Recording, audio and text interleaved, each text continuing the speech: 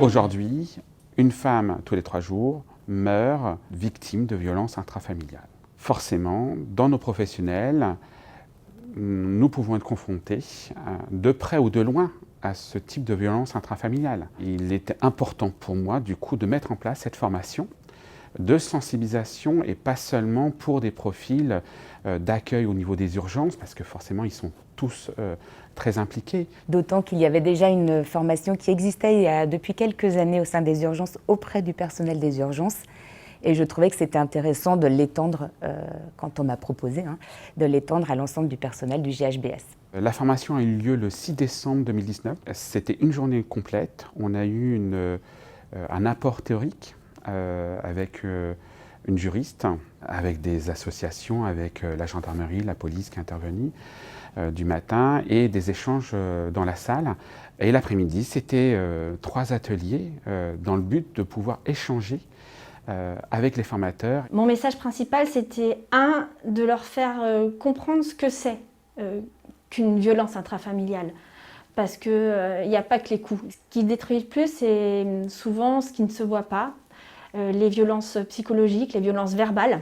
Le deuxième point, c'est une fois qu'on sait ce qu'on doit regarder, on est meilleur dans le repérage, de faire prendre conscience et éventuellement d'apporter finalement une bonne réponse, un soin adapté, un accompagnement adapté par rapport aux besoins de cette personne. Le troisième message que je voulais donner, c'est aussi apprendre à sortir de ses préjugés pour avoir un œil neutre, objectif. Alors j'ai souhaité participer à la formation violences intrafamiliales parce que c'est un sujet d'actualité encore aujourd'hui accentué avec le confinement malheureusement. Alors ce que j'ai appris au cours de cette formation, il n'y a pas de type de victime, ça peut toucher toute personne, ça peut toucher aussi les hommes, les femmes, les enfants, les parents.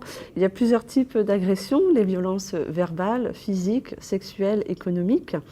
Ensuite, les signes qui peuvent alerter, c'est une désorientation, repli sur soi-même, changement vestimentaire pour cacher aussi les blessures, maquillage aussi exagéré pour cacher les bleus sur le visage. Ensuite, j'ai été vraiment surprise par le réseau en fait, qui existe.